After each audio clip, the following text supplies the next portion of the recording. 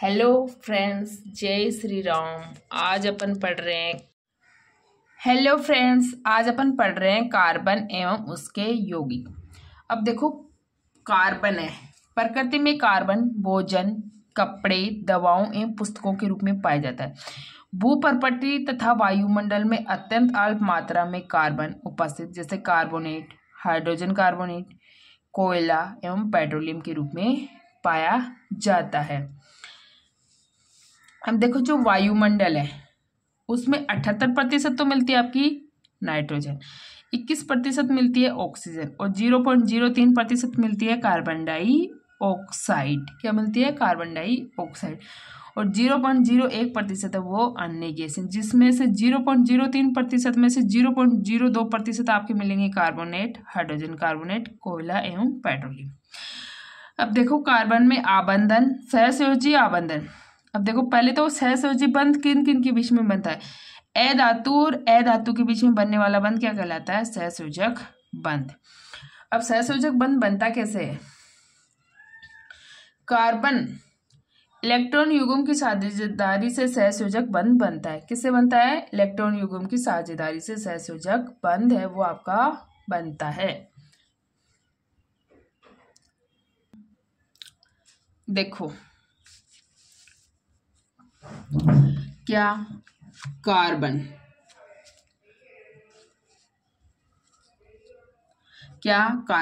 परमाणु क्रमांक कितना? 6 होता है, यानी कि 1s2, 2s2 और 2p2।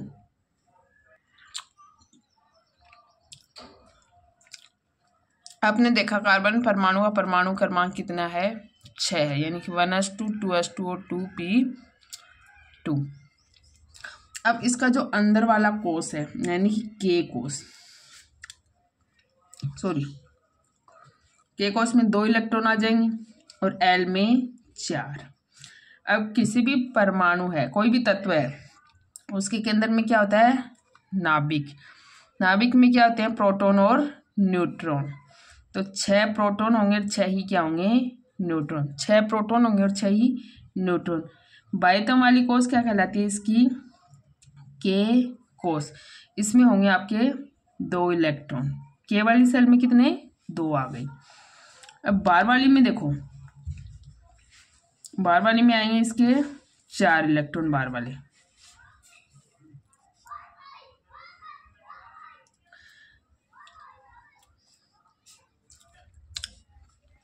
बार वाली सेल के अंदर आ जाएंगे 4 इलेक्ट्रॉन। बार वाली में क्या आ गए? 4 इलेक्ट्रॉन। ठीक है।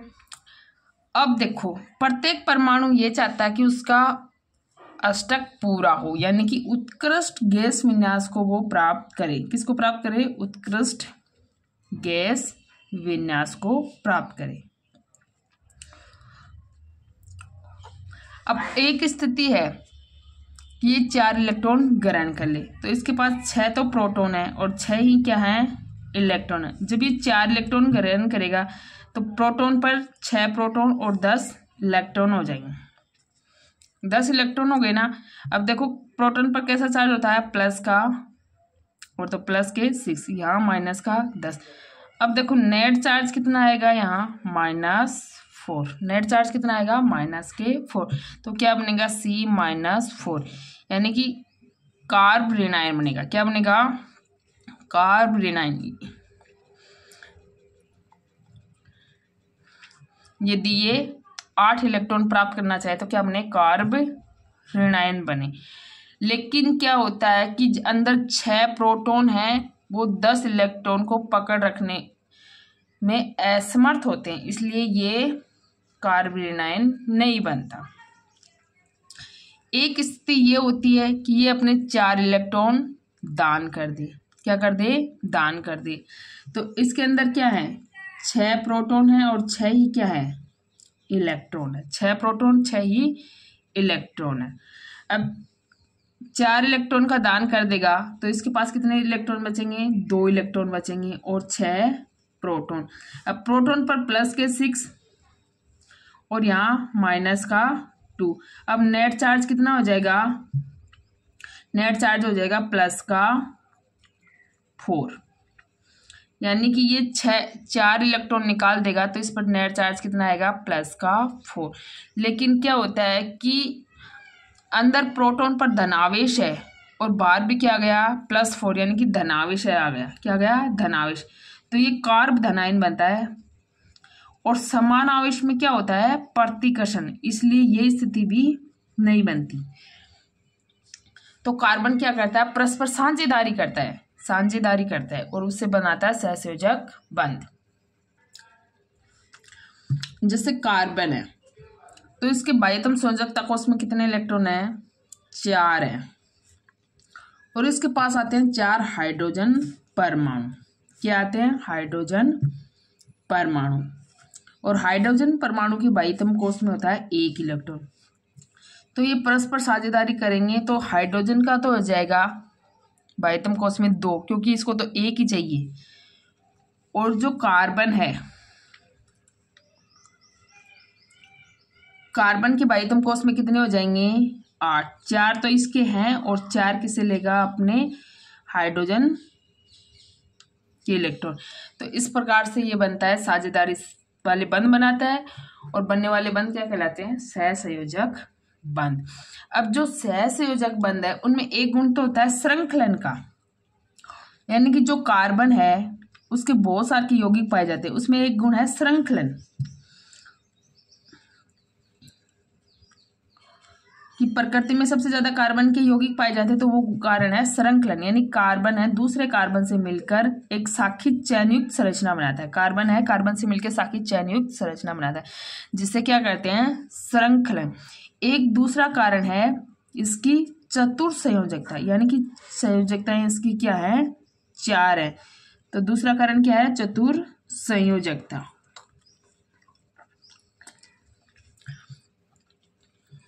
एक तो होता है इसमें श्रृंखलन का गुण, एक कार्बन दूसरे कार्बन से जुड़ के क्या बनाता है चैन बनाता है, एक होता है चतुर संयोजकता।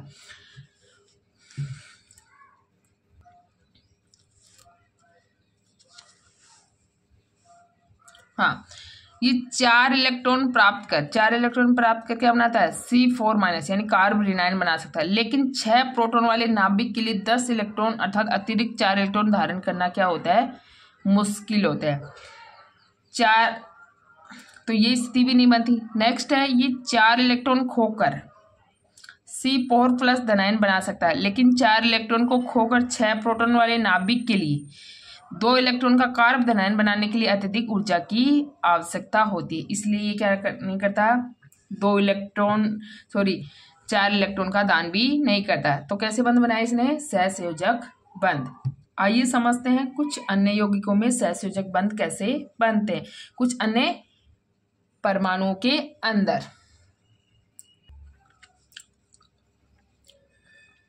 देखो जैसे ऑक्सीजन है, अब ऑक्सीजन का परमाणु क्रमांक होता है 8, कितना होता है 8, के सेल में 2 आ जाएंगे और बाहर वाले में एल में 6 आ जाएंगे, ठीक है।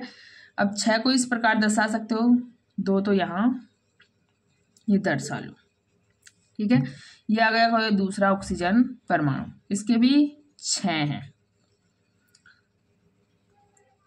अब प्रत्येक ऑक्सीजन क्या चाहेगा कि उसका अष्टक पूरा हो, तो ये 2 इसके इलेक्ट्रॉन है उसके साथ साझेदारी करेगा और ये इसके साथ साझेदारी करेगा, यानी कि ऑक्सीजन है वो दूसरे ऑक्सीजन से डबल बॉन्ड से जुड़ा होगा, यानी कि एक सहसंयोजक बंध। ये क्या है एक सहसंयोजक बंध है, इसमें 2 इलेक्ट्रॉन युग्म की साझेदारी हो रही है, एक इलेक्ट्रॉन युग्म इसका है और एक इसका है। तो ऑक्सीजन है दूसरे ऑक्सीजन से कैसे जुड़ा होगा इलेक्ट्रॉन युग्म की साझेदारी से, और इसमें कैसा बंध बनेगा डबल बॉन्ड। ऐसे बनना है क्या नाइट्रोजन के अंदर, यानी कि अब नाइट्रोजन का परमाणु क्रमांक कितना होता है 7। अब देखो पहले वाले के सेल में अंदर आ गए इसके 2 और एल में आ जाएंगे इसके 5, और बाह्यतम कोष क्या कहलाता है संयोजकता कोष। जैसे अंदर वाले में 2 भरे गए, ये नहीं बाहर वाले में 5 भर रहे हो, तो ये क्या कहलाता है संयोजकता कोष, और ये इलेक्ट्रॉन कहलाते हैं आपके संयोजकता इलेक्ट्रॉन। अब देखो एन में कितने आए 5, तो 2 यहाँ और 2 यहाँ। अब वही बात, प्रत्येक परमाणु क्या चाहता है कि उसका अष्टक पूरा हो और उत्कृष्ट गैस विन्यास हो। तो 5 तो इसके पास है, इसके वही क्या ले लेगा, 3 ले लेगा, और ये इसके 3 ले लेगा। तो एक नाइट्रोजन परमाणु दूसरे नाइट्रोजन परमाणु से त्रिबंध के द्वारा जुड़ा होता है। अब बनाते हैं NH3। जो परमाणु अधिक संख्या में है उसको बाहर लेंगे, और जो कम संख्या में वो बनेगा आपका केंद्रीय परमाणु। जो कम संख्या में वो क्या बनेगा, केंद्रीय परमाणु। अब नाइट्रोजन बन गया केंद्रीय परमाणु। इसके संयोजकता कोष में कितने होते हैं, 5 होते हैं। 5 होते हैं ना, अभी बनाया तो 2 तो यहाँ बना दो आप, और 3 बना दो यहाँ। अब 3 हाइड्रोजन यहाँ लग जाएंगे,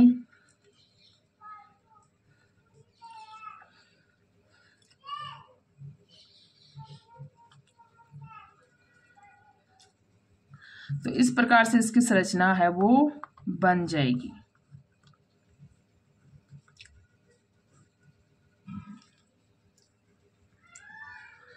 अब देखो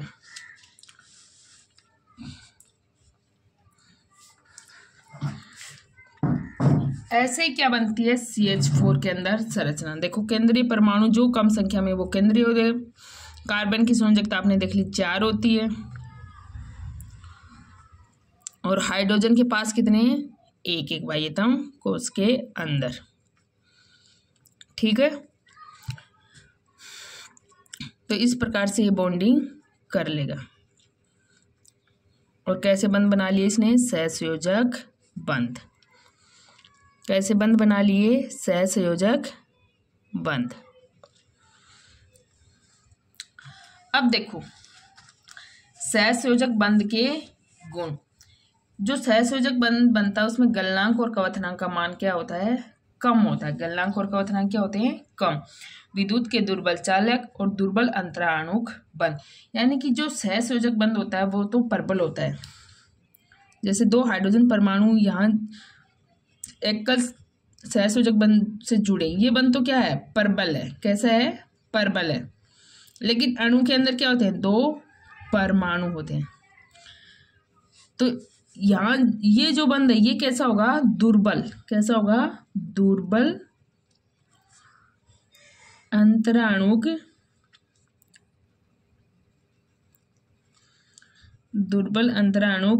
बंध होगा। ये कैसा बंध होगा, दुर्बल अंतराणुक बंध होगा।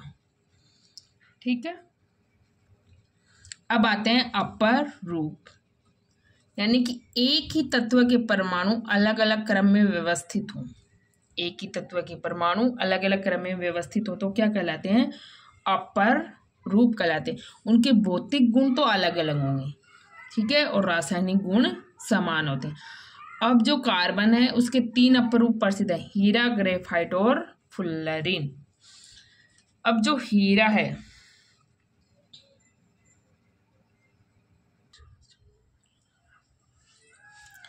हीरे में क्या होता है कि एक कार्बन परमाणु, क्या, एक कार्बन परमाणु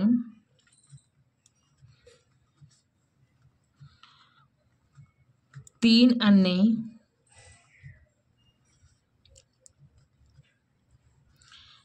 कार्बन परमाणुओं से जुड़कर 3 अन्य कार्बन परमाणुओं से जुड़कर दृढ़ त्रिआयामी संरचना बनाता है। कैसी, दृढ़ त्रिआयामी संरचना बनाता है, यानी कि 3D संरचना बनती है। देखा होगा आपने हीरा।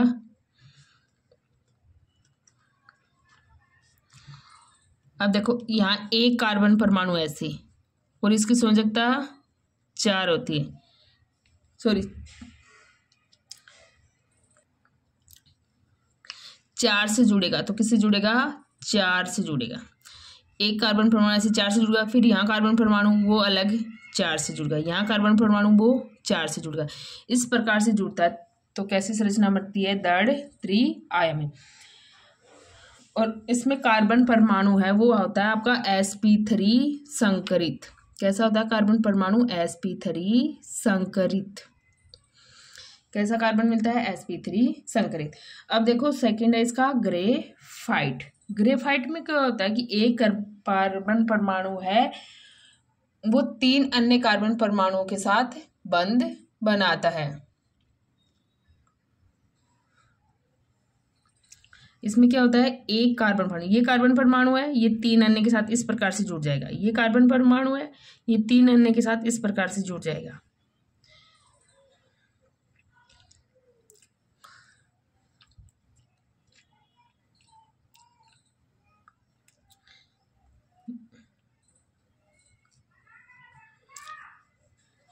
तो देखो जैसे आपने संरचना में देख रखा है कि एक कार्बन परमाणु कितने से जुड़ा होता है, 3 से जुड़ा होता है। कितने से जुड़ा होता है, 3 से।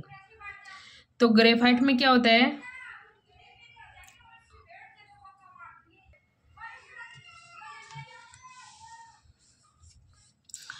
ग्रेफाइट में एक कार्बन परमाणु, ग्रेफाइट में एक कार्बन परमाणु 3 अन्य कार्बन परमाणुओं के साथ जुड़कर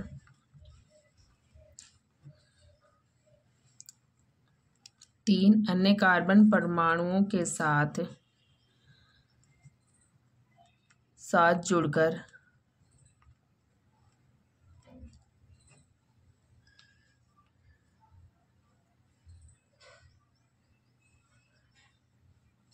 षटकोणीय संरचना बनाता है। एक ही तल में जुड़कर षटकोणीय संरचना बनाता है। कैसी, षटकोणीय संरचना बनाता है। कैसी संरचना बनाता है, षटकोणीय संरचना बनाता है।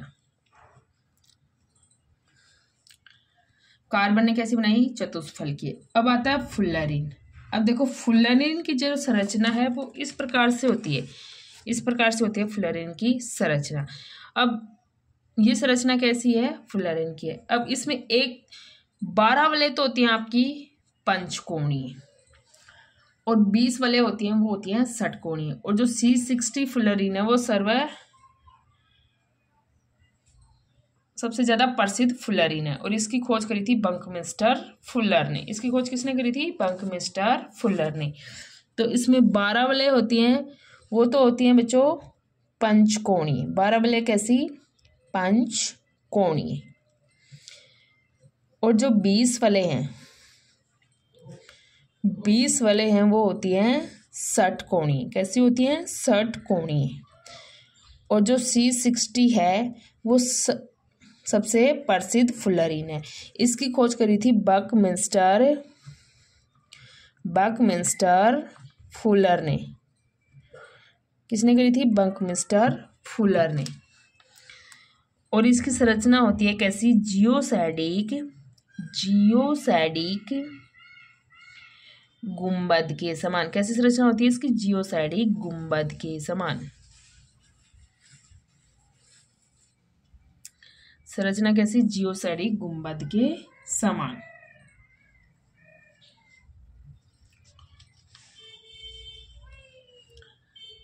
और ग्रेफाइट में कार्बन परमाणु sp2 संकरित। अब आप जानते होंगे कि ग्रेफाइट का यूज कहाँ कहाँ होता है, स्नेहक के रूप में और पेंसिल में, स्नेहक पेंसिल। और इसमें एक कार्बन की संयोजकता फ्री होती है, इसलिए ये क्या होता है, विद्युत का सुचालक। क्या होता है, विद्युत का सुचालक। एक संयोजकता फ्री होती है इसलिए क्या बन गया, विद्युत का सुचालक। क्या होता है, विद्युत का सुचालक होता है। अब देखो कार्बन की सर्वोत्तमुखी प्रकृति।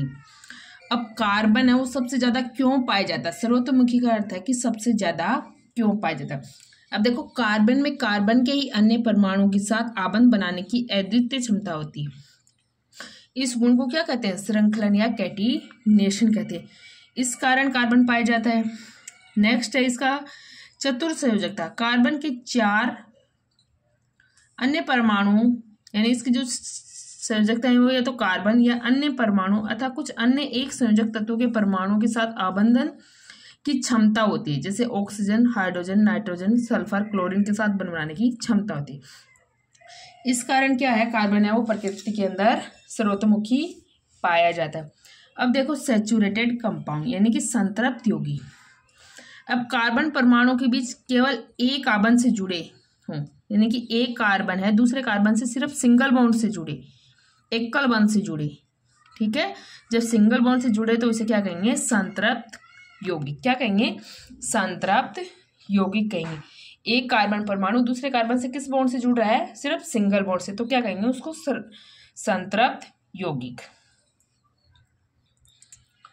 अब देखो द्वि अथवा त्रि आबंध वाले कार्बन के यौगिक असंतृप्त कार्बनिक यौगिक कहलाते हैं। यानी कि डबल बॉन्ड से कार्बन कार्बन के बीच में डबल बॉन्ड मिले या कार्बन कार्बन के बीच में ट्रिपल बॉन्ड मिले तो उसे क्या कहते हैं, असंतृप्त कार्बनिक यौगिक। क्या कहते हैं, असंतृप्त कार्बनिक यौगिक कहते हैं। पहले ये माना गया था कि जो कार्बनिक यौगिक हैं वो जीवों में ही बनते हैं, लेकिन सबसे पहले फ्रेडरिक पोलर ने क्या किया, अमोनियम साइनेट NH4CNO से क्या बना दी, अमोनिया बना दी, यूरिया। तो ये प्रथम संश्लेषित कार्बनिक यौगिक था।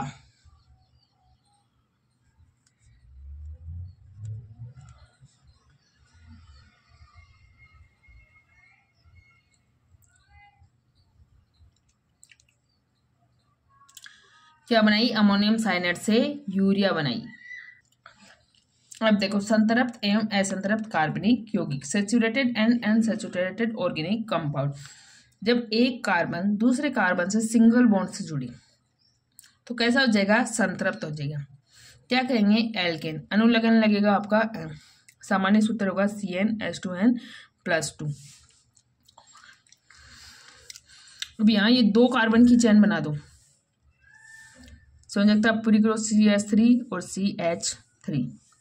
यहाँ तीन कार्बन की बना दी, CH3 और CH2, यानी यहाँ तो हो गया C2H6 और यहाँ हो गया C3H8।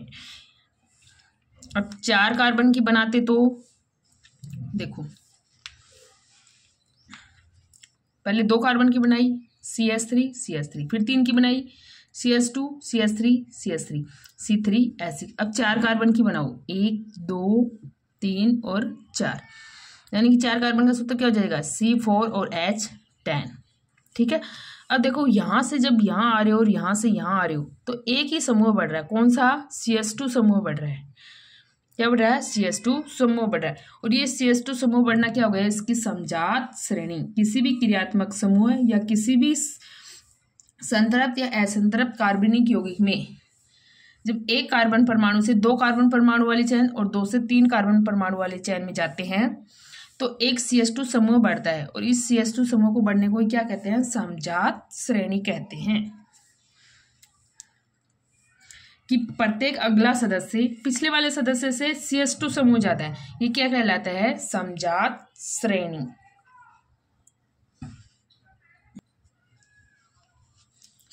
अब देखो 1 2 3 4 सिंगल बॉन्ड है तो कर दो संयोजकता पूरी, CH2 और CH2, तो क्या हो गया, C4H10।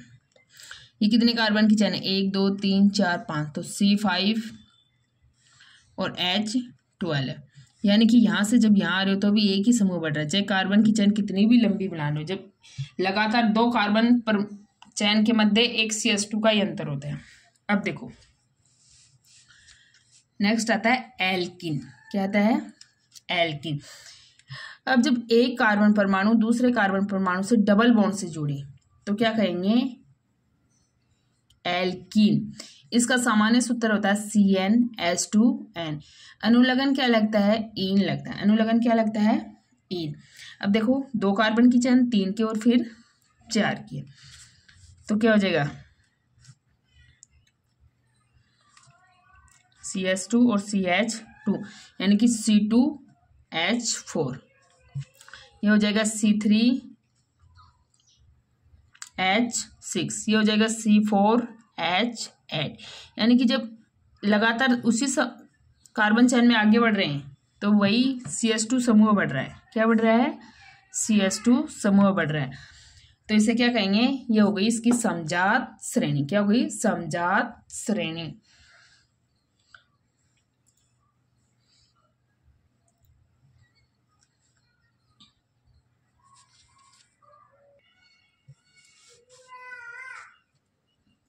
अब देखो एल्काइन, जब एक कार्बन परमाणु दूसरे कार्बन परमाणु से ट्रिपल बॉन्ड से जुड़ा हो, कैसे बॉन्ड से जुड़ा हो, ट्रिपल बॉन्ड से जुड़ा हो, तो अनुलग्न क्या लगता है, आयन। सामान्य सूत्र होता है CnH2n-2।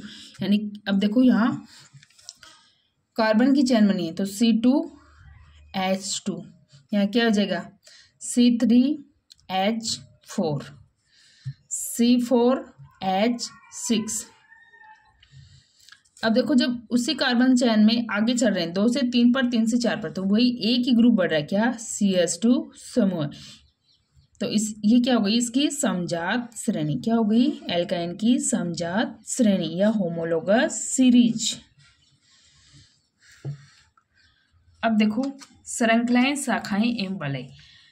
जब एक कार्बन की चेन होती है तो उसे क्या कहते हैं, कार्बन को मैथ, 2 को एथ, 3 कार्बन को प्रोप, 4 कार्बन को ब्यूट, 5 कार्बन को पेंट, और 6 कार्बन को हेक्स, और 7 कार्बन को हेप्ट,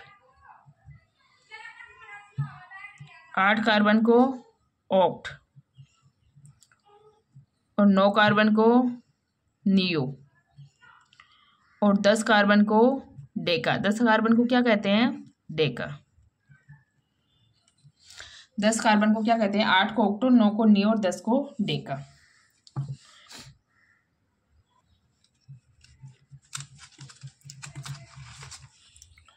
देखो 8 कार्बन की चेन क्या कहलाती है, ऑक्टा, पीछे देख लिया है आपने एक बार, ऑक्टा। 9 की क्या कहलाती है, नियो, और 10 की क्या कहलाती है, डेका। अब आते हैं संरचनात्मक समावी, यानी कि जिनका आणविक सूत्र समान हो और संरचना सूत्र क्या हो, अलग अलग हो। जैसे पेंटेन, जैसे क्या, पेंटेन।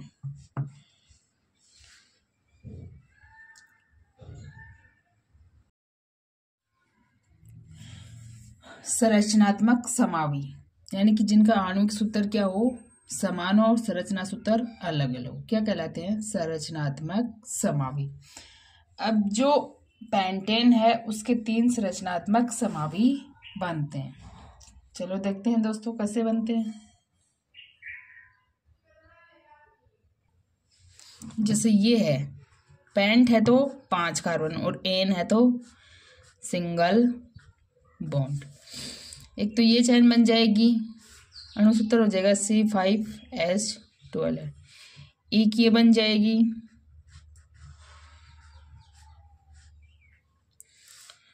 और इसका भी अणुसूत्र क्या होगा, C5H12। अब देखो इनका संरचना सूत्र है वो अलग अलग है और अणुसूत्र है वो समान है। एक आपके ये चेन बन जाएगी। अब इसे तो कहेंगे एन पेंटेन, क्या, एन पेंटेन। इसे कहेंगे आइसोपेंटेन, क्या, आइसोपेंटेन। और इसे कहेंगे नॉर्मल पेंटेन, सॉरी नियोपेंटेन। क्या कहेंगे, नियोपेंटेन। इसे क्या कहेंगे, नियोपेंटेन।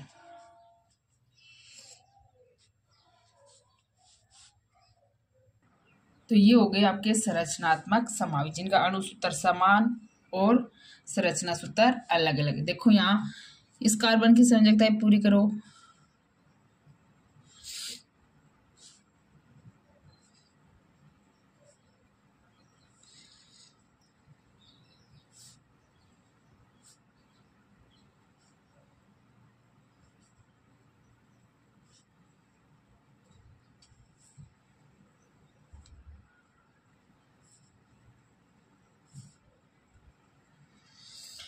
अब हर के अंदर C5 ही और H12 ही है, तो ये हो गए संरचनात्मक समावी जिनके अणुसूत्र क्या, समान और संरचना सूत्र अलग अलग।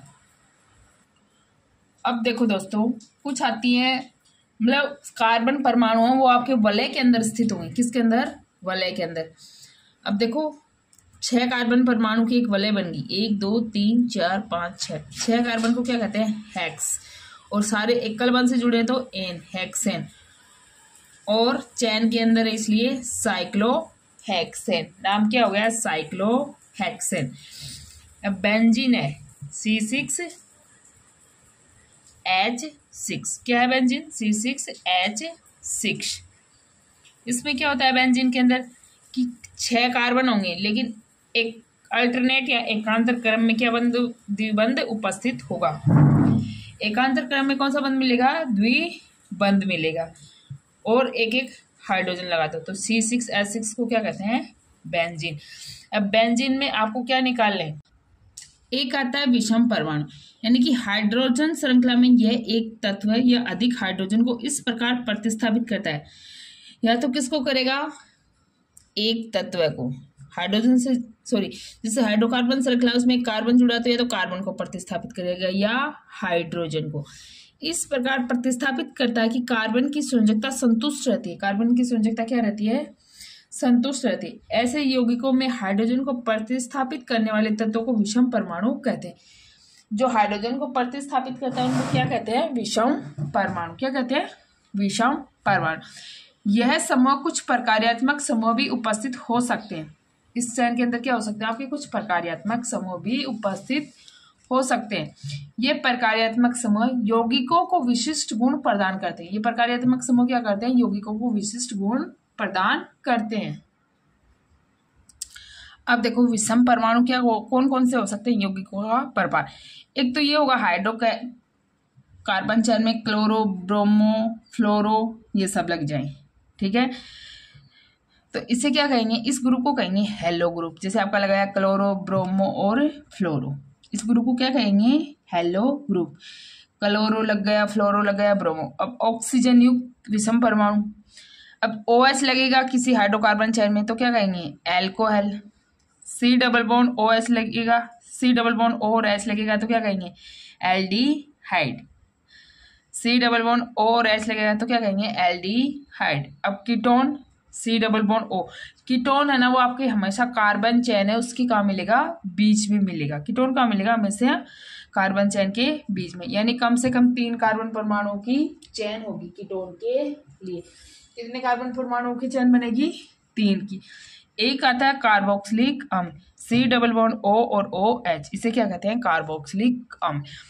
तो ये मिलेंगे आपको क्रियात्मक समूह या विषम परमाणु समूह। एक आती है समजातीय श्रेणी या होमोलोगस सीरीज। अब देखो जैसे आपने देखा एल्केन था, क्या था? एल्केन।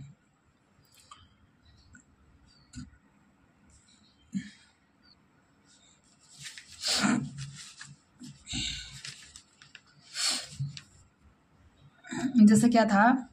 एल्केन था। अब एल्केन में आप सामान्य सूत्र होता है क्या उसका? CnH2n+2। एक आप 2 कार्बन की चेन बनाओ तो क्या बन जाएगा? C2H6। एक 3 कार्बन की चेन बना दो C3H8। 4 कार्बन की चेन बना दो C4H10। अब देखो जब यहां से यहां बढ़ रहे हैं आगे तो एक ही ग्रुप बढ़ रहा है क्या? CS2। यहां से यहां बढ़े तो CS2। ठीक है, तो ये क्या हो गई? इसकी समजात श्रेणी। क्या हो गई? समजात श्रेणी। ऐसे ही क्या है आप एल्किन के लिए ले सकते हो तो क्या सूत्र होता है? CnH2n। 2 carbon C2H4, 3 carbon C3H6, 4 carbon C4H8।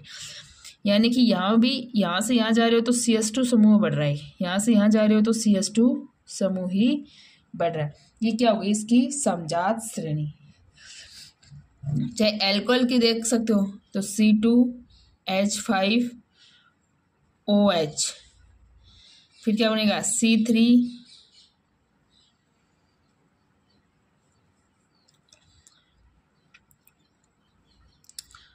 3 carbon की चेन बनाओ CH3, CH2, और CH2OH। तो क्या बन गया यहाँ C7OH हो गया ना, सॉरी C3H7 और OH बन गया। अब अगली चेन क्या हो जाएगी C4H9 और OH, ये होगा ना। अब देखो जब यहां से यहां चल रहे हो तो एक ही ग्रुप बढ़ रहा है C और H2, और जब यहां से यहां जा रहे हो तो भी एक ही ग्रुप बढ़ रहा है C और H2। तो इसे क्या कहते हैं समजात श्रेणी। अब देखो CH2 बढ़ता है ना, क्या बढ़ता है CH2,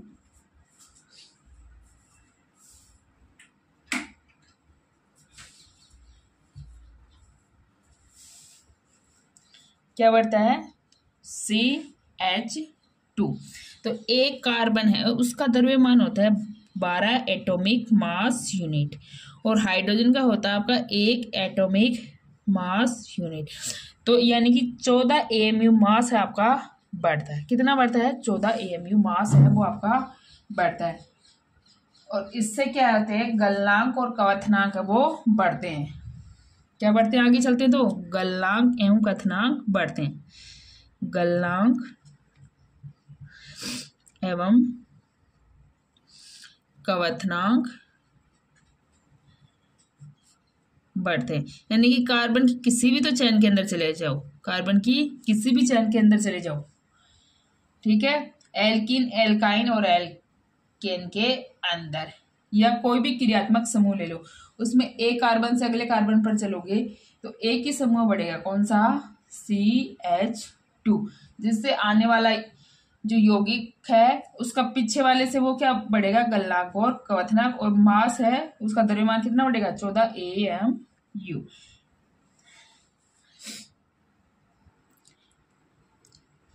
अब देखो समजात श्रेणी आपने जान ली क्या होती है, होमोलोगस सीरीज जान ली ना कि एक ही समूह बढ़ता है। रासायनिक गुणधर्म कैसे होते हैं समान, रासायनिक गुणधर्म कैसे समान, समान क्रियात्मक समूह, क्रियात्मक समूह भी क्या मिलेगा समान। यौगिकों की एक ऐसी श्रृंखला, यौगिकों की क्या है एक ऐसी श्रृंखला जिसमें कार्बन श्रृंखला में स्थित, कार्बन श्रृंखला में क्या स्थित है हाइड्रोजन को एक ही प्रकार का CH2 समूह से प्रतिस्थापित किया जाए। कार्बन श्रृंखला में स्थित क्या हाइड्रोजन, कौन हाइड्रोजन एक ही प्रकार का, यानी कि CH2 समूह क्या करे उसको प्रतिस्थापित करे, तो उसे क्या कहते हैं समजातीय श्रेणी।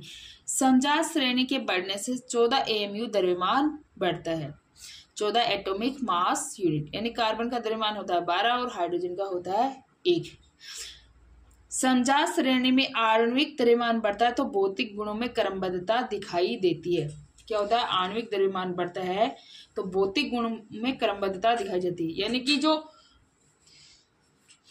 पहले वाले का गलनांक और क्वथनांक थोड़ा कम, फिर उससे अगले वाले का उससे ज्यादा। आणविक द्रव्यमान बढ़ने से गलनांक एवं क्वथनांक बढ़ते हैं, आणविक द्रव्यमान बढ़ने से क्या होते हैं गलनांक और क्वथनांक बढ़ते हैं, क्या होते हैं गलनांक और क्वथनांक के मान बढ़ते हैं। अब देखो कार्बनिक यौगिकों के रासायनिक गुणधर्म, कि कार्बनिक यौगिक हैं उनके रासायनिक गुणधर्म क्या क्या होते हैं।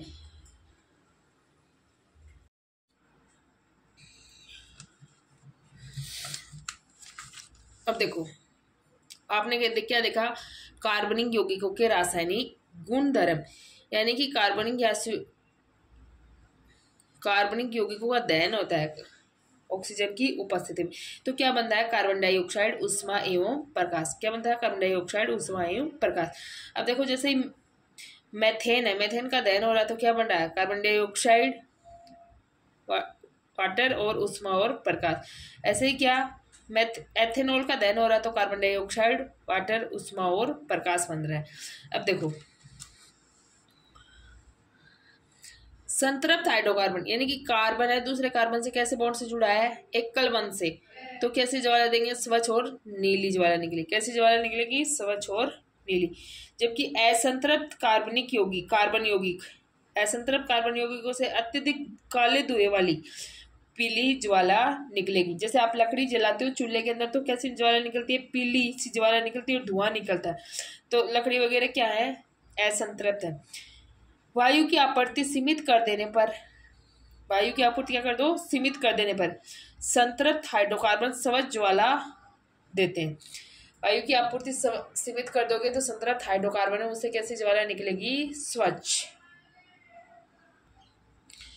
अब घरों में उपयोग में लाई जाने वाली गैस, घरों में क्या उपयोग में लाई जाने वाली गैस तथा केरोसिन स्टोव में वायु के लिए छिद्र होते हैं। क्या होते हैं, छिद्र होते हैं, जिनसे पर्याप्त मात्रा में ऑक्सीजन समृद्ध मिश्रण जलकर नीली ज्वाला देते हैं। तो उनसे क्या निकलती है, नीली ज्वाला, वो इसीलिए निकलती है। अंगीठी में जलने वाला कोयला या तारकोल कभी कभी लाल रंग के समान उज्जवल होता है। अंगीठी में क्या जलता है, कोयला या तारकोल। अब लाल रंग के, कई बार आपने देखा होगा कि उससे एकदम से पदार्थ नहीं होता है, लाल लाल सी रहता है कोयला और वो जलता दिखता है आपको वहां एकदम से। तो ऐसा इसलिए होता है क्योंकि गैसीय पदार्थों के जलने पर भी ज्वाला उत्पन्न होती है। कोयले में से एकदम से लाल रंग की ज्वाला दिखेगी आपसे, तो वो क्यों हो रही है, क्योंकि वहां गैसीय पदार्थ है और उनके जलने से ज्वाला उत्पन्न हो रही है। क्या है, गैसीय पदार्थ। अब आता है ऑक्सीकरण। अब जो एल्कोहल है उसमें क्या डालें, क्षारीय KMnO4 या अम्लीकृत K2Cr2O7। क्या डालें, क्षारीय KMnO4 या अम्लीकृत K2Cr2O7 और क्या दें उसको, उष्मा दें। क्या दें, उष्मा दें। तो किस में बदल जाएगा, आपके एथेनोइक अम्ल में। अब देखो ये क्षारीय KMnO4 है या अम्लीकृत K2Cr2O7 है।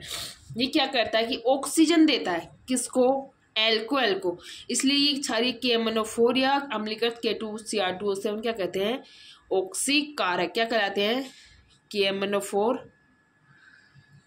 या K2Cr2O7 क्या कहलाते हैं, ऑक्सीकारक कहलाते हैं। क्या कहलाते हैं, ऑक्सीकारक।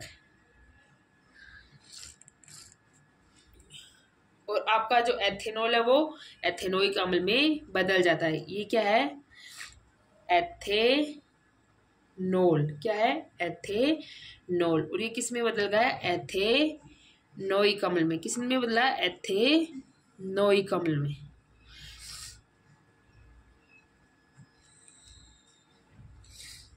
किस में बदल गया एथेनॉल, एथेनोइक अम्ल में। अब देखो कुछ पदार्थों में अन्य पदार्थों को ऑक्सीजन देने की क्षमता होती है। अब क्या होता है कि कुछ पदार्थों में अन्य पदार्थों को ऑक्सीजन देने की क्षमता होती है। इन पदार्थों को क्या कहा जाता है, ऑक्सीकारक कहा जाता है। जैसे आपने देखा एल्कोहल का ऑक्सीकरण हुआ तो क्षारीय KMnO4 या अम्लीकृत K2Cr2O7 लिया।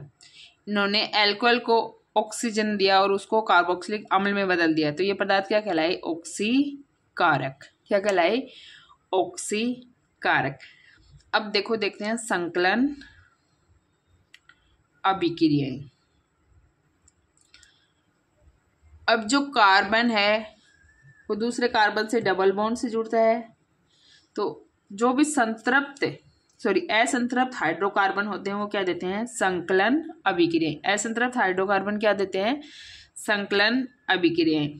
यहाँ क्या होगा कि एक बंध यहाँ से हट जाएगा और हाइड्रोजन आके यहाँ से जुड़ जाएगा। तो निकिल उत्प्रेरक की उपस्थिति में और हाइड्रोजन है तो क्या बन गया, RC और तो ये क्या बन जाएगा आपका, एल्केन बन जाएगा। यहाँ एल्किन था, एल्केन बन गया।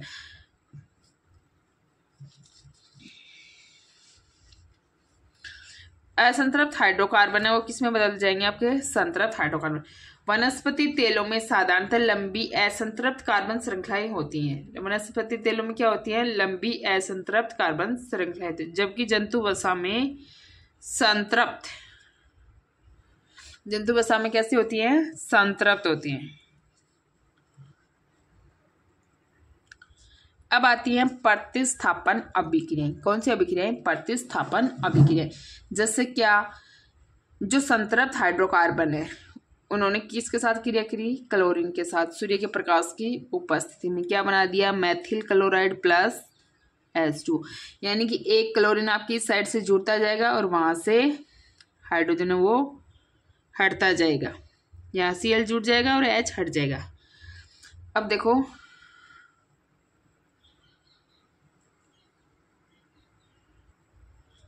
प्लस क्या बनेगा? यहाँ HCl बनेगा, ये वही गलती से लिखा गया है, ठीक है। अब देखो एथेनॉल के गुणधर्म, आपने देख लिया एथेनॉल की अभिक्रियाएं। अब है एथेनॉल के गुणधर्म। कमरे के ताप पर कैसा होता है? द्रव्य होता है।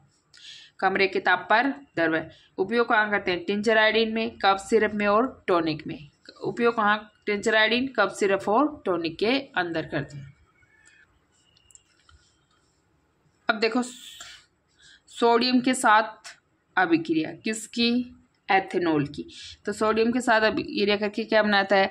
देखो ये एथेनॉल है तो ये यहाँ से O- और H+ के रूप में निकल जाएगा। और Na क्या है? धातु। और धातु क्या करते हैं? इलेक्ट्रॉन का त्याग करके क्या बना लेगा? ये Na+ बना लेगा। अब ये O- के साथ क्या जुड़ जाएगा? Na+ जुड़ जाएगा। तो क्या बन जाएगा? 2CH3 CH2O- और Na, ठीक है। अब अपोजिट आयन एक दूसरे को चार्ज को क्या कर देंगे? उदासीन कर देंगे। प्लस हाइड्रोजन गैस, इसे क्या कहते हैं? Sodium ethoxide. क्या कहते हैं? Sodium ethoxide.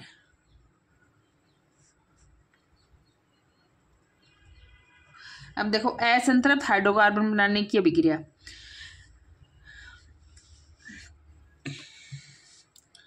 अब देखो एल्कोहल है, उसको गर्म सांद्र H2SO4 में गर्म करते हैं। टेम्परेचर आपका, एल्कोहल को क्या करना है? गर्म करना है, गर्म सांद्र H2SO4 में। और टेम्परेचर है 443 केल्विन। अब क्या होगा? एथेनॉल का क्या होगा? निर्जलीकरण। क्या होगा? निर्जलीकरण। इसका क्या हो रहा है? यहाँ निर्जलीकरण हो रहा है, यानी कि जल का अणु है वो उससे बाहर निकल रहा है। क्या हो रहा है? निर्जलीकरण। और क्या बन गया है? CH2 डबल बॉन्ड CH2, यहाँ से एक H निकलेगा तो यहाँ डबल बॉन्ड आ जाएगा प्लस H2। क्या बन गया? ये एथीन बन गया। क्या बन गया? एथीन। तो ये है आपकी अल्कोहल के साथ अभिक्रियाएं। अब देखो सजीव प्राणियों पर अल्कोहल का प्रभाव, यानी कि सजीव प्राणियों पर अल्कोहल का क्या प्रभाव पड़ता है? जो अल्कोहल है उससे उपापचय प्रक्रिया धीमी, केंद्रीय तंत्रिका तंत्र कमजोर, समन्वय की कमी, मानसिक दुविधा या उनिंदापन, सामान्य अंतर्बाध का कम हो जाना या भाव शून्यता, ये सब अल्कोहल के प्रभाव हैं। अब देखो मेथेनॉल ऑक्सीकृत होकर मेथेनिल बन जाता है। मेथेनॉल क्या बन जाता है? मेथेनेल। मेथेनेल यकृत की कोशिकाओं के घटकों के साथ क्रिया करता है। मेथेनेल क्या करता है? यकृत की कोशिकाओं के घटकों के साथ क्रिया करता है।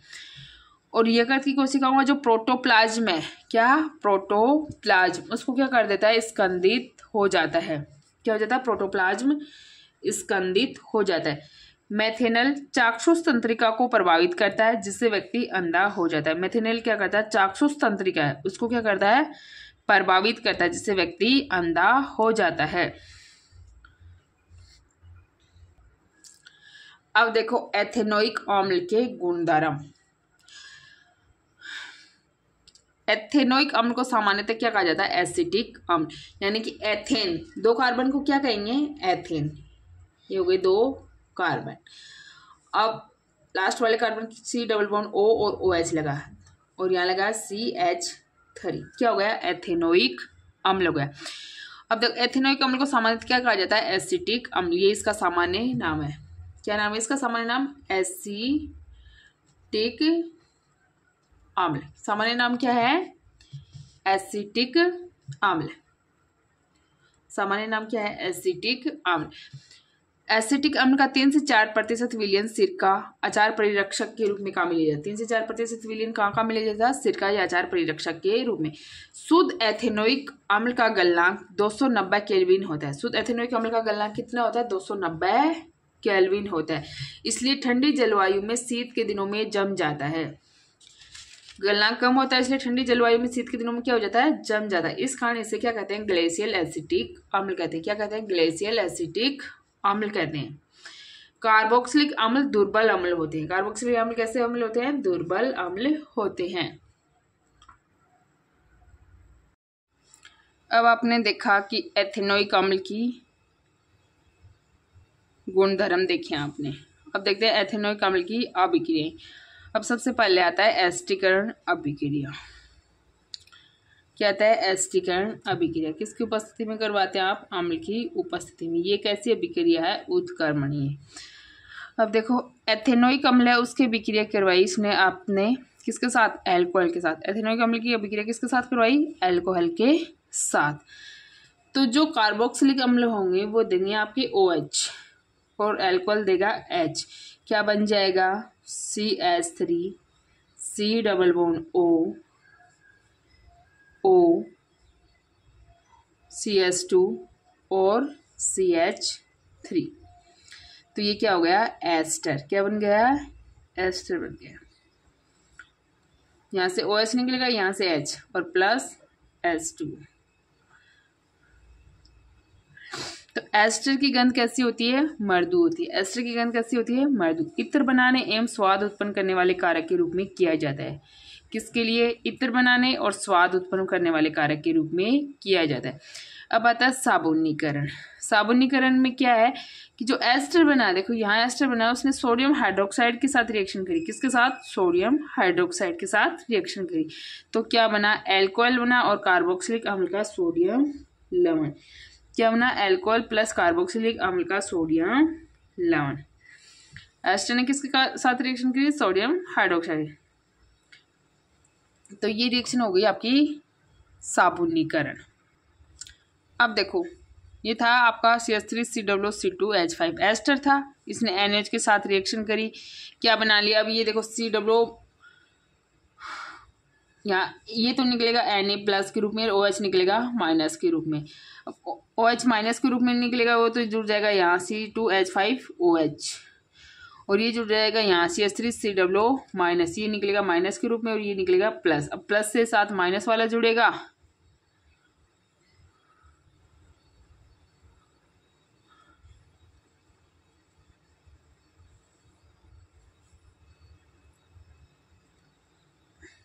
तो ये Na तो यहाँ जुड़ जाएगा, CH3COO Na और C2H5OH हो जाएगा। ठीक है, वापस से क्या बन गया? Ethanol, ethanol plus sodium acetate. क्या बन गया? Ethanol plus sodium acetate. ठीक है, अब कराते हैं क्षारक के साथ अभिक्रिया। क्या करवाते हैं? क्षारक के साथ अभिक्रिया। देखो सोडियम हाइड्रोक्साइड क्या है? एक क्षार है। इसने किसके साथ रिएक्शन करी? CH3COOH के साथ। किसके साथ रिएक्शन करी? CH3COOH के साथ। क्या बना? Sodium acetate plus H2O। Ethanoic अम्ल की अभिक्रिया देख रहे हैं ना, किसके साथ करी? Sodium hydroxide. अब कार्बोनेट एवं हाइड्रोजन कार्बोनेट के साथ रिएक्शन। किसके साथ? कार्बोनेट एवं हाइड्रोजन कार्बोनेट के साथ। अब देखो कार्बोक्सिलिक अम्ल है, ठीक है, और इसने किसके साथ करी? सोडियम कार्बोनेट के साथ। अब Na2 प्लस बनेगा और CO3 माइनस, है ना। अब CH3COO माइनस और H प्लस बनेगा, तो ये क्या जुड़ जाएगा? CH3COO Na और प्लस H2O प्लस CO2। ठीक है, अब ऐसे ही क्या हाइड्रोजन कार्बोनेट का CH3COOH प्लस NaHCO3 क्रिया करेगा तो क्या बनाएगा? CH3 या COO माइनस निकलेगा और H प्लस के रूप में। अब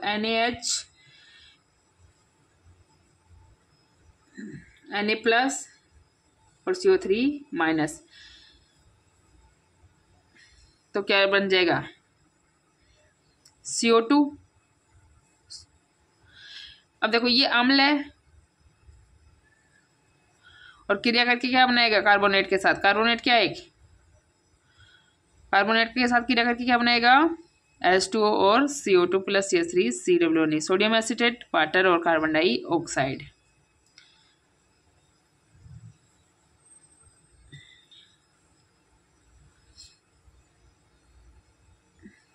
ठीक है, तो ये हो गई आपकी एथेनोइक अम्ल की अभिक्रिया। क्या हो गई? एथेनोइक अम्ल की अब देखो मिसेल क्या होते हैं? कार्बोक्सिलिक अम्लों के। किसके? कार्बोक्सिलिक अम्लों के। क्या? कार्बोक्सिलिक अम्लों के सोडियम या पोटेशियम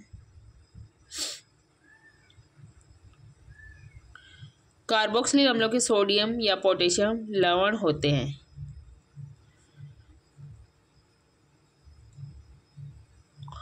कार्बोक्सिलिक अम्लों के क्या होते हैं? सोडियम या पोटेशियम लवण। अब देखो C17H35 COO- और Na+। अब देखो कोई भी साबुन होता है तो उसमें क्या होते हैं? कार्बोक्सिलिक अम्ल है ना, इसका सोडियम लवण है ये, है ना, इसको बोलते हैं सोडियम लोरिल सल्फेट। क्या? Sodium lauryl sulphate. क्या बोलते हैं? Sodium lauryl sulphate. अब देखो ये जो हाइड्रोकार्बन वाला भाग है, ये C17 और H35 तक यहाँ बना दूं।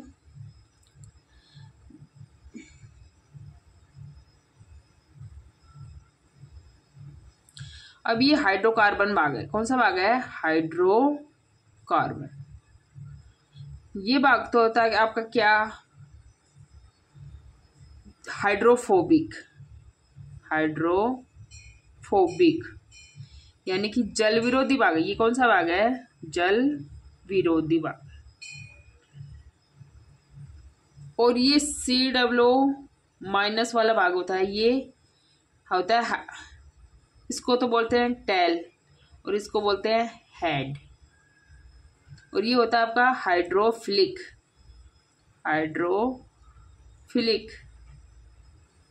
यानी कि जल स्नेही। कैसा?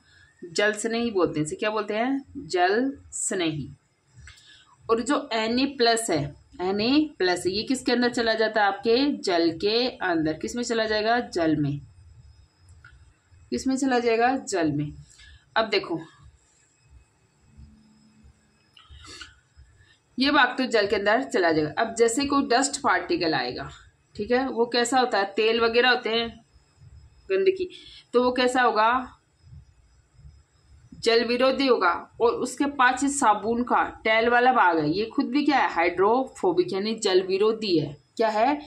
जल विरोधी है। तो उससे इस प्रकार की संरचना बना लेगा, एकदम से क्लस्टर या पुंज के समान इस तरीके से। और जो Na+ आयन है वो यहाँ बाहर आ जाएंगे, यहाँ बाहर Na+ और Na+ के रूप में इकट्ठे हो जाएंगे। और ये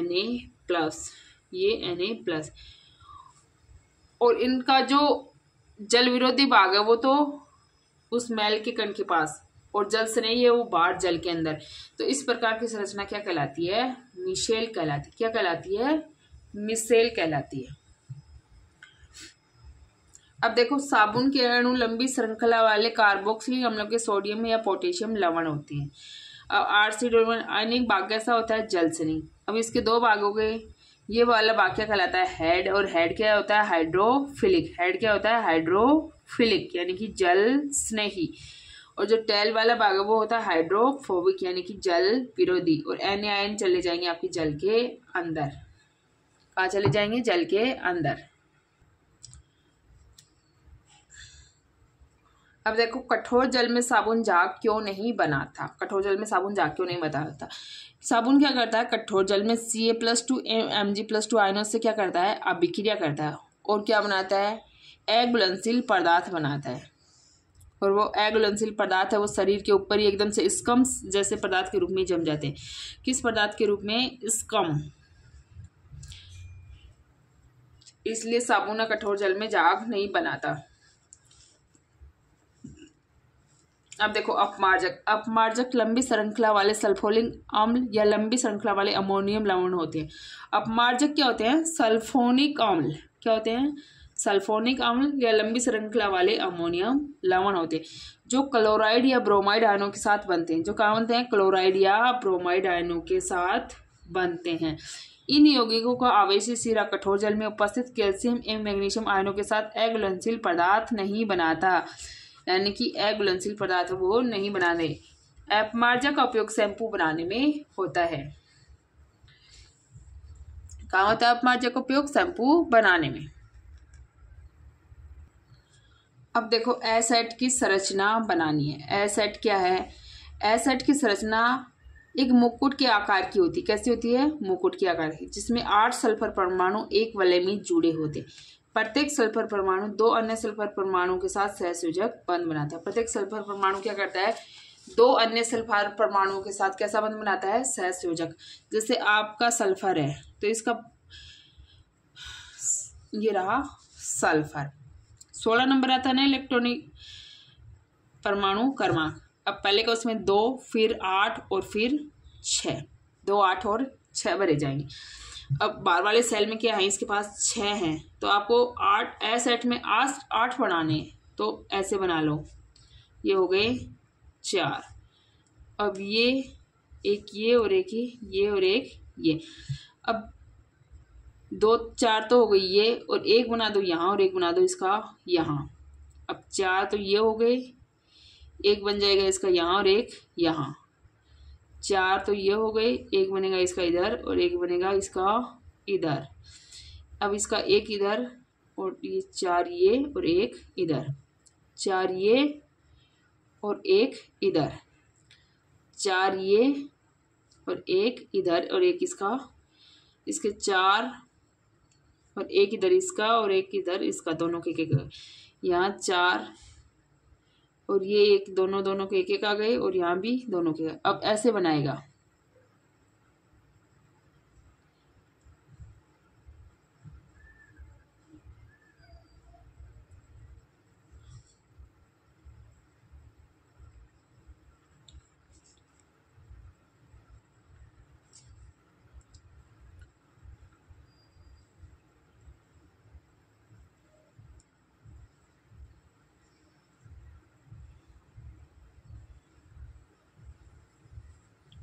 इस प्रकार की संरचना बनती है एसेट की,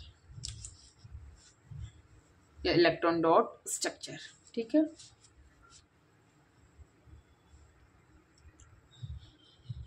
देखो क्वेश्चन है, पेंटेन के लिए आप कितने संरचनात्मक समावयव का चित्रण कर सकते हैं?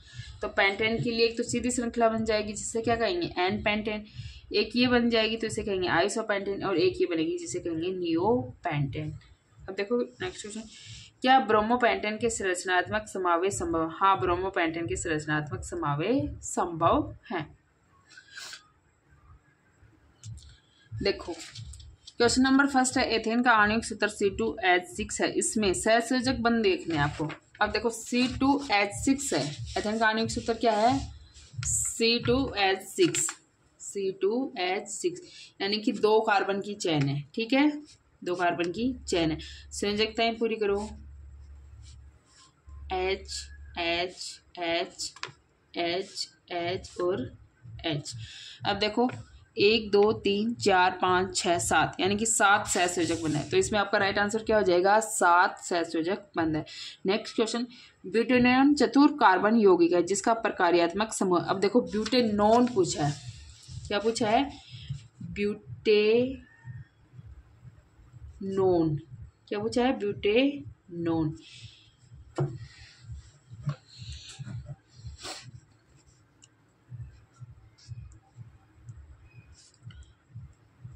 अब देखो ब्यूट है तो 4 कार्बन की चेन बनानी है, और नॉन यानी कि ओन क्रियात्मक समूह किस में लगता है? आपके कीटोन में। किस में लगता है? कीटोन में। तो यहाँ लगा दो C डबल बॉन्ड O। और ब्यूटेन सिंगल बॉन्ड है इसलिए ब्यूटेन आ रहा ना, ब्यूटेन और फिर ओन। अब इसकी संयोजकता पूरी कर, सॉरी, अब 4 कार्बन है तो क्या हो गया? ब्यूटेन हो गया, ब्यूटेन। और C डबल बॉन्ड O लग रहा तो ONE हो गया, क्या हो गया, ONE हो गया। लेकिन क्या होता है, दो स्वर एक साथ नहीं आ सकते, इसलिए यहाँ से ये कट जाएगा। क्या नाम बनेगा, BUTANONE, ब्यूटेनोन। क्या नाम बन गया है, ब्यूटेनोन। तो क्रियात्मक समूह कौन सा हो गया, कीटोन। कौन सा हो जाएगा, कीटोन। कौन सा क्रियात्मक समूह होगा इसमें, कीटोन।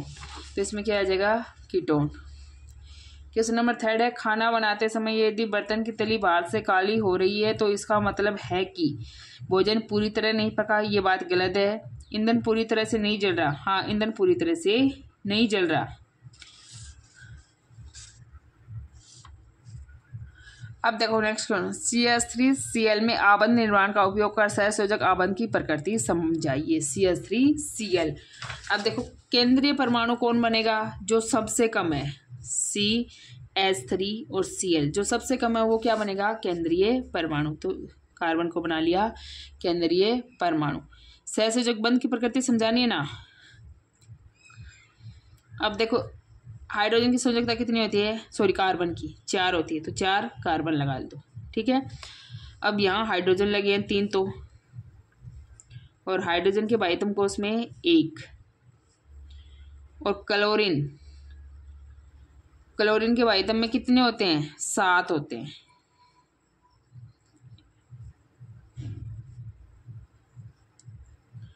ठीक है। अब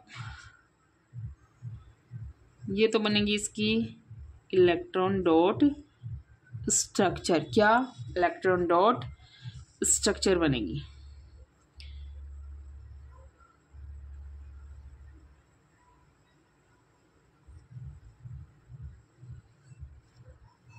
और कार्बन क्या करेगा, इन चारों के साथ इस प्रकार से बंध बना लेगा। अब देखो आपको क्या समझाने, सहसंयोजक बंध बनाने हैं। अब यहाँ एक बंध यहाँ बन गया, एक यहाँ बना, एक यहाँ और एक यहाँ। तो कैसी संरचना बन जाएगी, CH और Cl।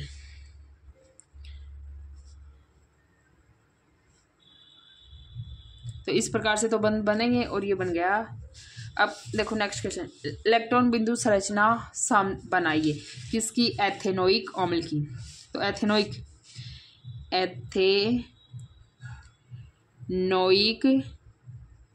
अम्ल किसकी, एथेनोइक अम्ल की, ठीक है। अब एथेन में कार्बन कितने, 2, और ओइक लगता है तो C+O और फिर OH।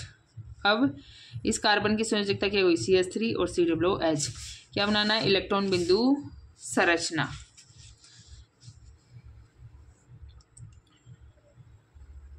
तो कैसे बनेगी, यहाँ C, इसके 4 लगे हैं संयोजकता कोश में, और इससे 3 हाइड्रोजन जुड़ रखे हैं। एक ये रहा, एक हाइड्रोजन ये रहा, और एक हाइड्रोजन ये रहा। अब दूसरा C+O लगा तो यहाँ 2 और यहाँ 1, और फिर यहाँ O है, और फिर इसका यहाँ 1 है इस हाइड्रोजन के साथ, और यहाँ ऑक्सीजन है, इसके 2 डॉट हैं, और ऑक्सीजन के होते कितने, 8, तो बाकी 6, सॉरी ये नहीं बनेंगे, 6 ही तो होते हैं। अब इसके पास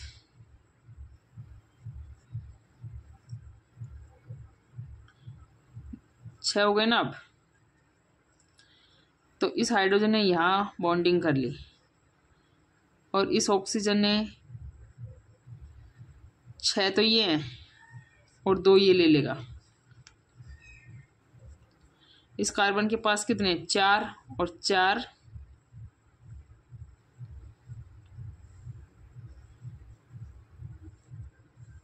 ये ले लेगा।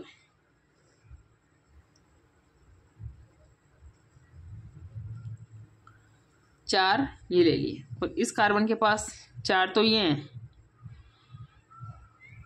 तो 1 2 और 3 4, ये 4 आ गए।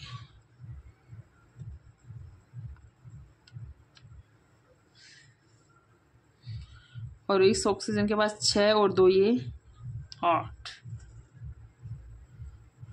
यहाँ हाइड्रोजन के पास 2, यहाँ हाइड्रोजन के पास 2, और यहाँ हाइड्रोजन के पास 2, ठीक है।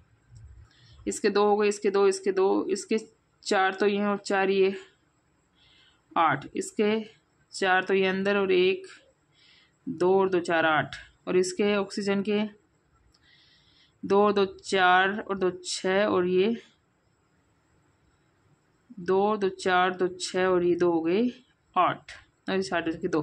तो इस प्रकार की संरचना बनेगी किसकी, आपकी एथेनोइक अम्ल की इलेक्ट्रॉन बिंदु संरचना।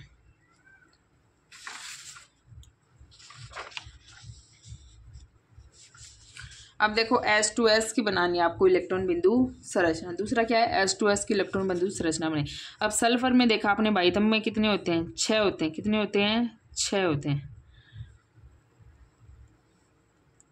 4 और 2 हो गए ये 6। अब हाइड्रोजन में कितने होते हैं, 1 होता है, और इस हाइड्रोजन में भी 1 होता है। तो ये इसका 2 पूरा, ये इसका 2 पूरा, और ये इसका 8 पूरी। ये बन गया आपका H2S। क्या बन गया, H2। अब बनाना प्रोपेनोन। प्रोपेनोन यानी कि 3 कार्बन की चैन है। प्रोपेन आ रहा है तो 3 कार्बन और सारे सिंगल बॉन्ड से, और नॉन है तो C double bond O, C double bond O। Sorry, ये तो संरचना बना दी, इलेक्ट्रॉन डॉट स्ट्रक्चर बनानी थी। रुको भाई, अब देखो C, इसके बाइथम में कितने हैं, 4, तो 2 नीचे दर्शा दो, और इस C के 4 हैं, और इस C के पास भी 4 हैं, और ये 4 किससे, हाइड्रोजन से जुड़े हैं। किससे जुड़े हैं, हाइड्रोजन से जुड़े हैं। ये भी किससे जुड़े हैं, हाइड्रोजन से जुड़े हैं।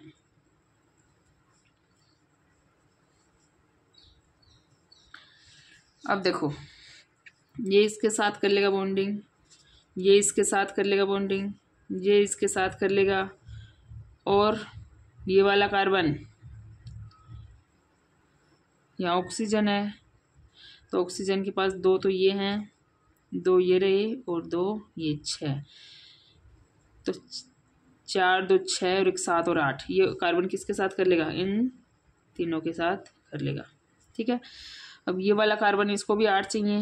पहले इस हाइड्रोजन की पूरी कर देते हैं, ये कंप्लीट, ये कंप्लीट, ये कंप्लीट। ठीक है, तो इसको 8 चाहिए, तो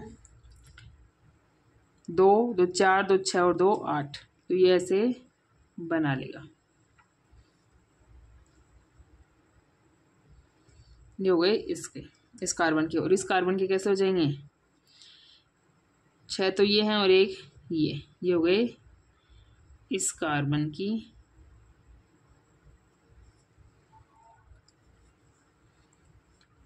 अब इस ऑक्सीजन की ओर 8 करने हैं, तो 6 तो ये रहे और 2 ये हो जाएंगे। इस प्रकार से बन जाएगी किसकी, प्रोपेनॉन की इलेक्ट्रॉन बिंदु संरचना। अब देखो F2 की बनानी है। किसकी बनानी है, F2 की, यानी फ्लोरीन का इलेक्ट्रॉनिक विन्यास कितना है, 9। पहले में 2 और दूसरे में 7, तो F में कितने दर्शाने हैं, 7 दर्शाने हैं।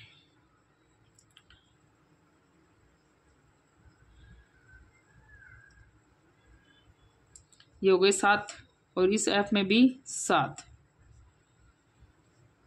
यहाँ 2 लगा दो। अब देखो यहाँ से ये और यहाँ से ये, सॉरी 1 ही आएगा, 7 तो है इसके पास, और यहाँ इसका 1 आएगा, 7 है ना इसके पास, तो इसका 1 लेगा और ये 1 लेगा, यानी कि F है उसके दूसरे फ्लोरीन से सिंगल बंध से जुड़ जाएगा। ये हो गई फ्लोरीन की इलेक्ट्रॉन डॉट स्ट्रक्चर, यानी कि प्रत्येक परमाणु ये चाहता है कि उसका विन्यास है वो उत्कर्ष गैस जैसा हो। तो 5 और 2 7 तो थे, इसने 1 के साथ ले लिया, और यहाँ से भी इसने 1 ले लिया, तो ये हो गई फ्लोरीन की इलेक्ट्रॉन डॉट स्ट्रक्चर। चलो अब अगला क्वेश्चन, समजातीय श्रेणी क्या है, उदाहरण के साथ समझाइए। देखो, जब कार्बन दूसरे कार्बन से सिंगल बॉन्ड से जुड़े एल्केन के अंदर, डबल बॉन्ड से जुड़े एल्कीन के अंदर, ट्रिपल बॉन्ड से जुड़े एल्काइन के अंदर, C डबल बॉन्ड O और OH से जुड़े कार्बोक्सिलिक अम्ल में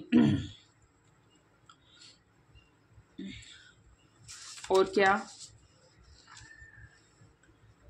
CH3 CS2 OH एल्कोहल के अंदर, और क्या,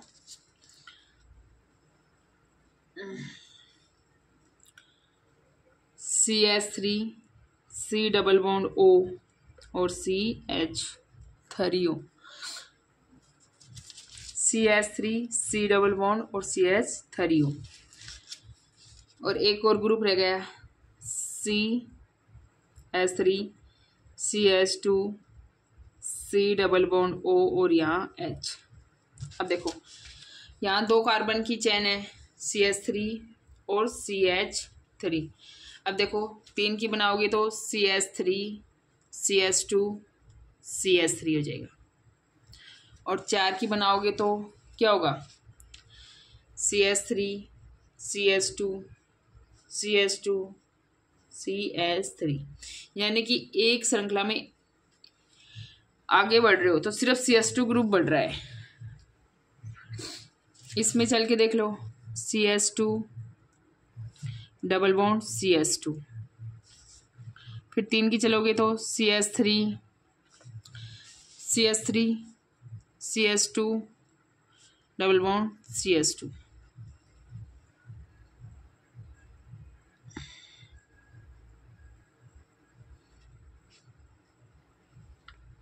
अभी क्या आएगा, CH2 आएगा, सॉरी यहाँ CH आएगा, CH, यहाँ CH3।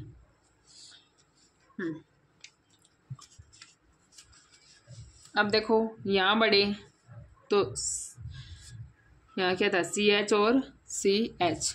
अब 3 कार्बन की बनाओगे तो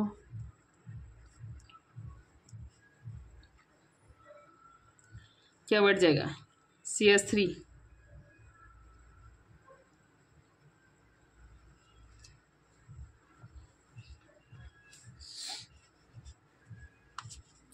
और 4 कार्बन की बनाओगे तो CH ट्रिपल बॉन्ड CH, और ये CH3, और फिर इधर भी क्या, CH3।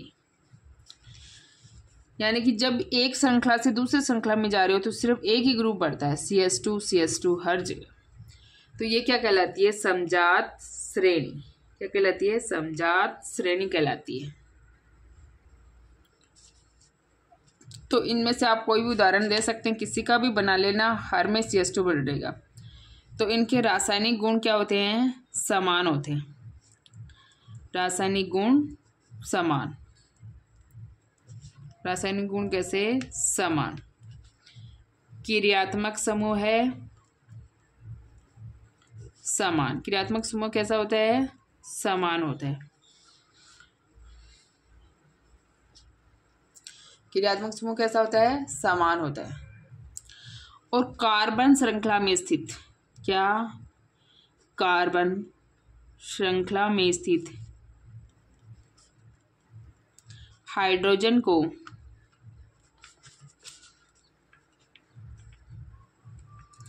कार्बन श्रृंखला में स्थित हाइड्रोजन को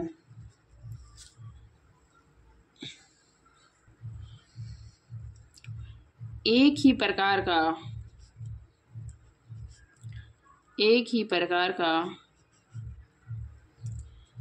प्रकार्यात्मक समूह है, प्रकार्यात्मक समूह है। कार्बन श्रृंखला में स्थित हाइड्रोजन को एक ही प्रकार का प्रकार्यात्मक समूह प्रतिस्थापित करे, क्या करे, प्रतिस्थापित करे। क्या कहलाती है, समजात श्रेणी कहलाती है। तो इनमें से आप कोई भी उदाहरण दे सकते हो, और ये होगी समजात श्रेणी की बारे में। क्या कहलाती है, समजात श्रेणी।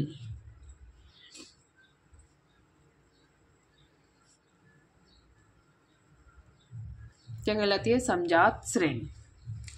अब देखो नेक्स्ट क्वेश्चन, भौतिक एवं रासायनिक गुणधर्मों के आधार पर एथेनॉल एवं एथेनोइक अम्ल में आप कैसे अंतर करेंगे।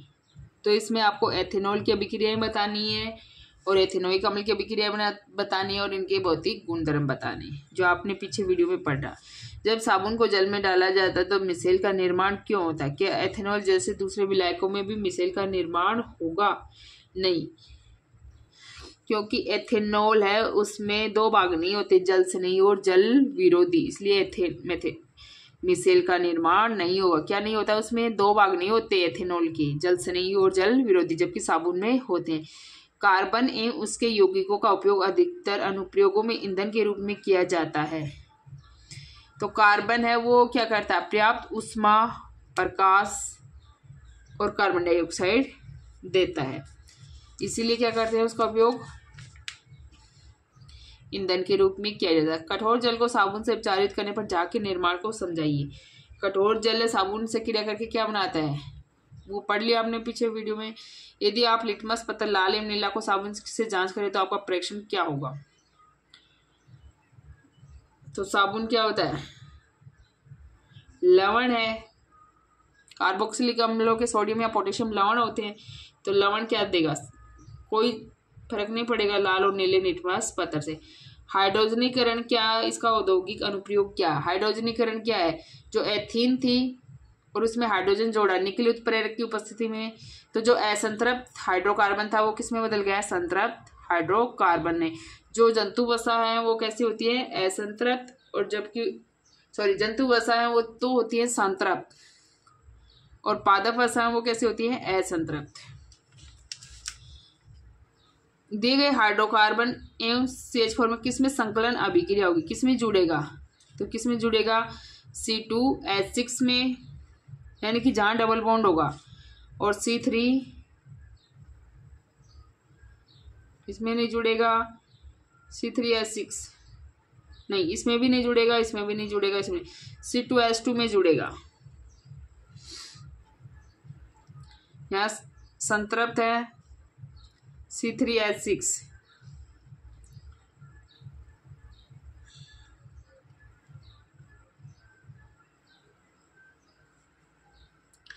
तो इसका सूत्र क्या जगह? हाँ, C3H6 में भी संकलन अभिक्रिया देगा, C2H2 देगा, ये नहीं देगा, और ये भी नहीं देगा। ठीक है, ये क्या रहे हैं? सारे संतृप्त हैं। तो C3H6 देगा और C2H2 देगा। संतृप्त एवं असंतृप्त कार्बन के बीच रासायनिक अंतर समझने के लिए परीक्षण बताइए। तो संतृप्त एवं असंतृप्त कार्बन के बीच रासायनिक अंतर समझने के लिए आपको एक समीकरण बताना है।